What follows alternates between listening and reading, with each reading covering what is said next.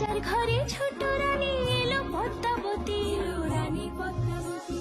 রাজার আরো 6টি রানীর ছিল না সন্তান, পদ্মাবতীর কোলালোতে মিলল সমাধান। বছর যেতে জন্ম নিল 7 ছেলে 1 মেয়ে, হয় খুশির আকাশ হঠাৎ কালো মেঘে গেল ছেয়ে।